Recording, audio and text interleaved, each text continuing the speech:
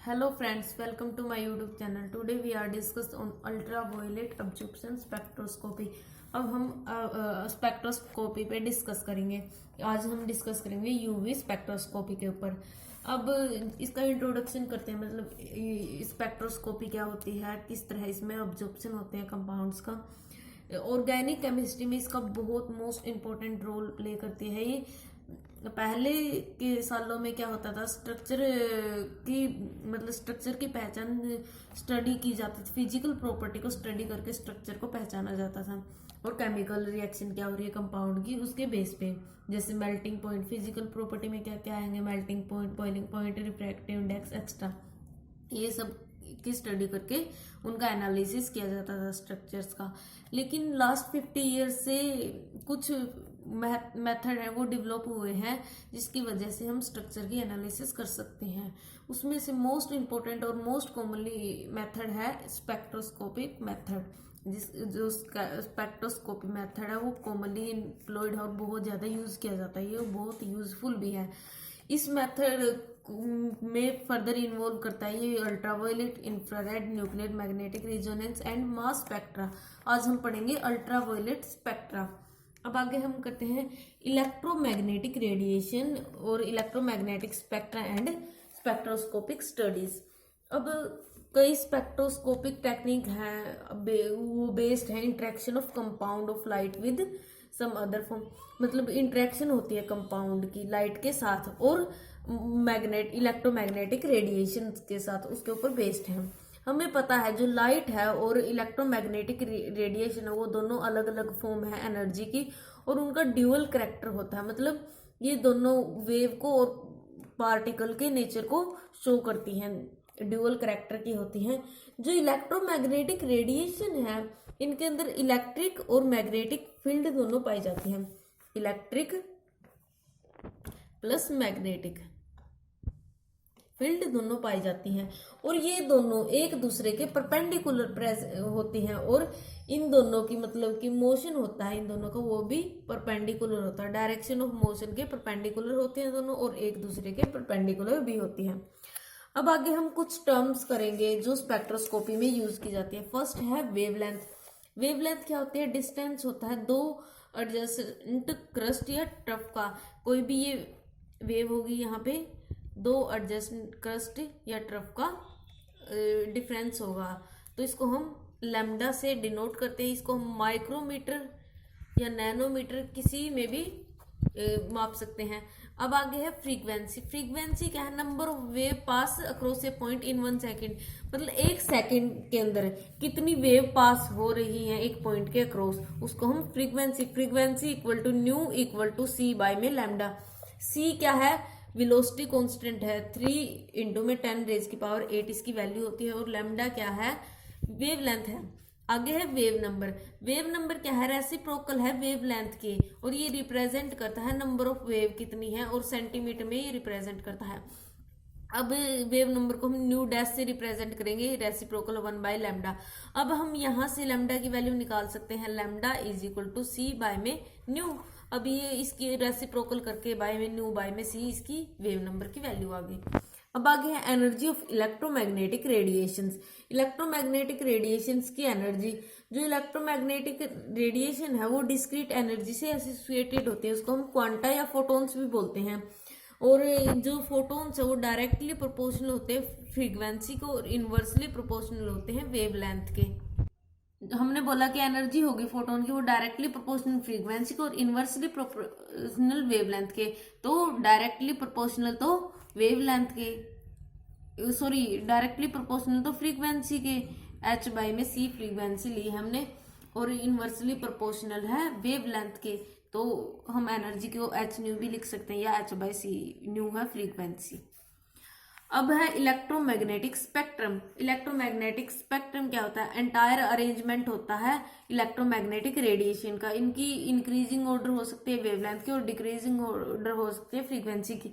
इसमें क्या होता है, जैसे एक अरेंजमेंट होगा, जैसे ये अरेंजमेंट होगा, इसके अंदर यहाँ पे cosmic ray, X rays, vacuum, ultraviolet ray, infrared ray, far infrared ray, microwaves और रेडियो वेव्स, ऐसे अरेंजमेंट होता है। यहाँ पे फ्रीक्वेंसी इसकी 10 की पावर 20 और यहाँ पे जैसे 10 की पावर 10, इस तरह अरेंजमेंट होता है। और इसकी 10-3 वेवलेंथ होगी और इसकी वेवलेंथ 10 इंटू में 5, 10 रेज की पावर 5, ये इसकी वेवलेंथ। मतलब इनकी इंक्रीजिंग ऑर्डर तो होता है फ्रीक्वेंसी का और decreasing order, sorry increasing order wavelength का और डिक्रीजिंग ऑर्डर फ्रीक्वेंसी का।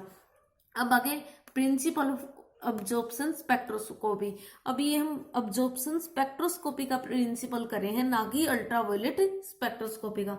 इसमें क्या है, जो स्पेक्ट्रोस्कोपिक मेथड है उसको हम स्ट्रक्चरल एनालिसिस में यूज करते हैं और ये अब्जॉर्प्शन स्पेक्ट्रोस्कोपी से बिलोंग करते हैं, जिसके अंदर स्टडी आती है अब्जॉर्प्शन की इलेक्ट्रोमैग्नेटिक रेडिएशंस हैं, जो मतलब इलेक्ट्रोमैग्नेटिक रेडिएशंस जो अब्जॉर्ब कर रही हैं रेडिएशंस को, और मोलिकुलर स्ट्रक्चर के रिलेशनशिप होता है इसके अंदर। अब्जॉर्प्शन होगा इलेक्ट्रोमैग्नेटिक रेडिएशन का और मोलिकुलर स्ट्रक्चर का। जब कोई भी बीम इलेक्ट्रोमैग्नेटिक रेडिएशन की पास की जाएगी सब्सटेंस के थ्रू, तो रेडिएशन होगी वो या तो अब्जॉर्ब होंगी या ट्रांसमिट होगी। जैसे कोई भी हमने रेडिएशन दी तो वो पास होगी सब्सटेंस के थ्रू, उसके अंदर या तो सब्सटेंस अब्जॉर्ब करेगा रेडिएशंस को या ट्रांसमिट करेगा। मतलब वो उसकी वेवलेंथ पे डिपेंड करेंगी रेडिएशंस की मॉलिक्यूलर स्ट्रक्चर, और मॉलिक्यूलर स्ट्रक्चर कैसा है सब्सटेंस का उस पर भी डिपेंड करेंगी। जो अब्जॉर्प्शन होगी रेडिएशन की उसमें क्या होगा, इंक्रीज होगा एनर्जी ऑफ मॉलिक्यूल। मतलब इसके अंदर क्या होगा, मॉलिक्यूल की एनर्जी होगी अब्जॉर्प्शन रेडिएशन के अंदर।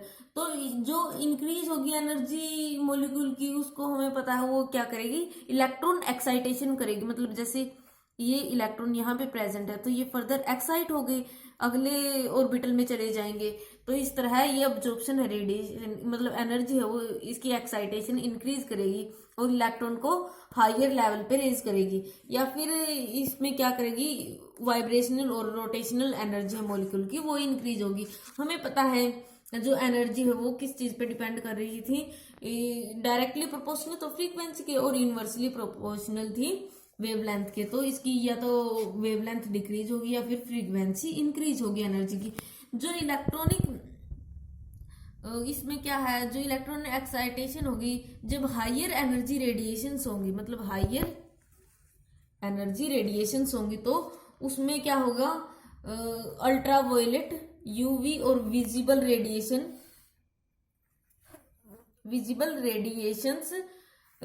कोज की जाएगी। मतलब इलेक्ट्रॉनिक जब हायर एनर्जी एक्साइटेशन है तो मतलब क्या है, अल्ट्रावायलेट और विजिबल रेडिएशंस दिए हैं हमने।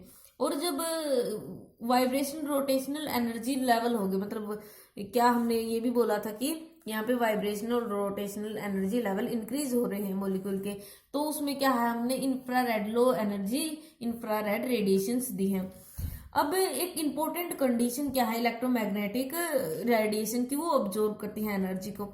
मतलब क्या है, इंपॉर्टेंट कंडीशन क्या होगी मॉलिक्यूल के लिए इलेक्ट्रोमैग्नेटिक रेडिएशन ऑब्जॉर्व करने के लिए, क्या है, एनर्जी है फोटोन की वो इक्वल होगी एनर्जी बिटवीन, मतलब फोटोन की एनर्जी रेडिएशन जो हमने दी है उसकी वो इक्वल होगी energy difference between two vibrational और रोटेशनल और इलेक्ट्रॉनिक, मतलब वो इक्वल है एनर्जी फोटोन की इक्वल है रोटेशनल एनर्जी या फिर वाइब्रेशनल एनर्जी या फिर इलेक्ट्रॉनिक एनर्जी मॉलिक्यूल की।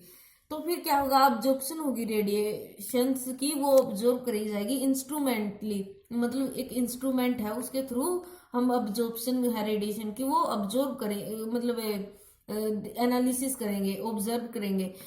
जो रेडिएशन है, सैंपल है, कोई भी सैंपल लिया हमने, उसके थ्रू रेडिएशन पास की जाएंगी सब्सटेंस के थ्रू, और ऑटोमेटिकली जो इंटेंसिटी है उसकी एनालिसिस हो जाएगी ट्रांसमिटेड रेडिएशंस की।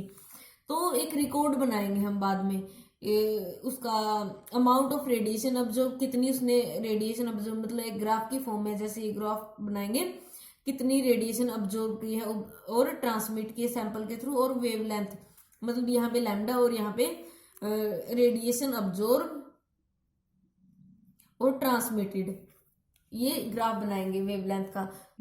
अब हमने ग्राफ बनाया था जो वेवलेंथ और अब्जॉर्प्शन के बीच में, उसको हम अब्जॉर्प्शन स्पेक्ट्रम भी बोलेंगे।